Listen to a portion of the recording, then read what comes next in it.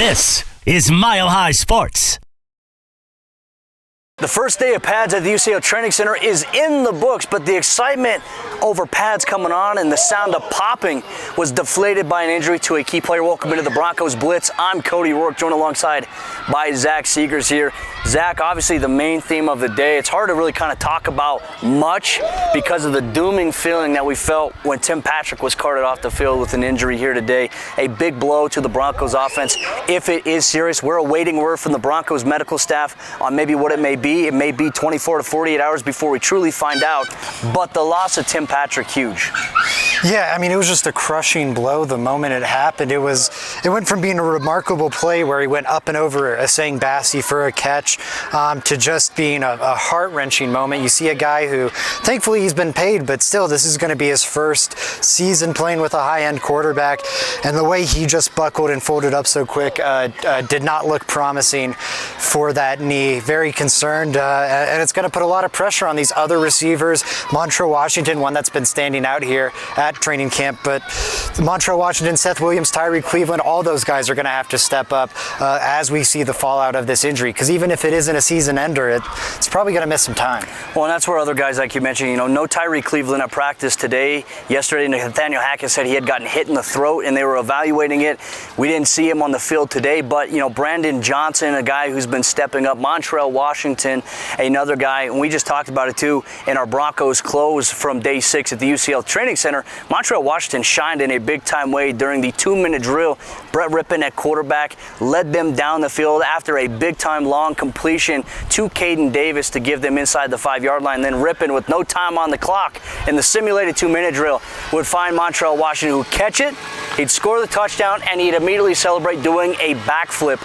And then the other period, right before practice ended, another long pass downfield. So, hey, Montrell Washington, for the draft pick, because at first they were like, why did the Broncos draft this guy? Why did they draft a wide receiver at this position? He's showcasing why. He's having a really good training camp. Fully agree, and I think it's kind of easy with hindsight to see why maybe some draft nicks were so critical of the move. I mean, I'm still not able to get Samford All-22 film. I don't know about you. You have more connections than me. It's hard to find film on Montrell Washington. I think this is a guy that most media scouts, frankly, just didn't watch, and we're getting to watch him out here now, and he stands out just about every single day. I think he's been either the MVP of the day or at least a runner-up 4 out of the 6 days, 5 out of the 6 days out here, so that's got to be promising if you're a Broncos fan. Well, and one of the questions, too, you have to ask is, in an instance like this with Tim Patrick's injury, waiting to figure out what the actual prognosis is, do the Broncos stay put with the roster that they have, with the depth they have at wide receiver?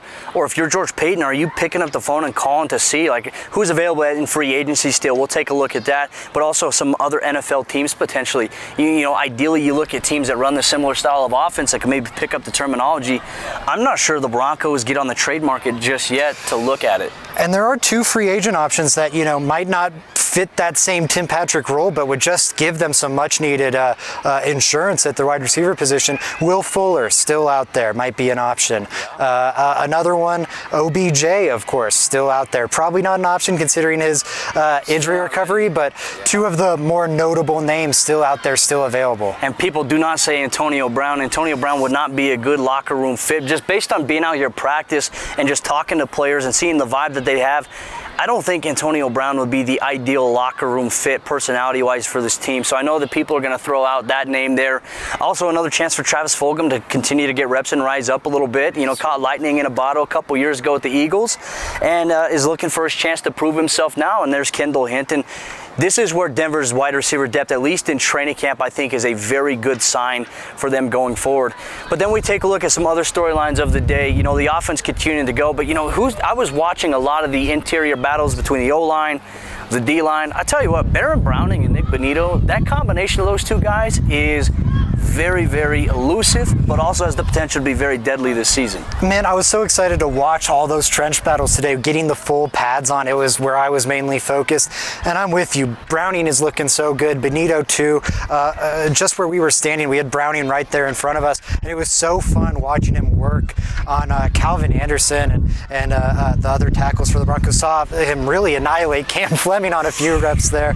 That's a fun pairing. And then Ioma Uwazurike, there was one look here where you had him and Draymond Jones there on the interior defensive line, Bradley Chubb there on the edge, and you saw Uwazurike spend some time on the edge at Iowa State doing a twist with Bradley Chubb where Chubb went inside, Uwazurike went outside, and that's going to be a scary sight for offensive linemen during the season. It really is too, and they have the ability to mix and match different personnel groupings together. I mean, there was even times we saw Baron Browning and Bradley Chubb together.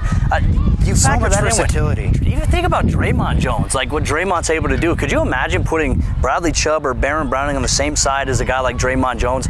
That right there is elusive. But I do want to highlight Bradley Chubb working a lot against Garrett Bowles. That's a fun battle to watch between those guys.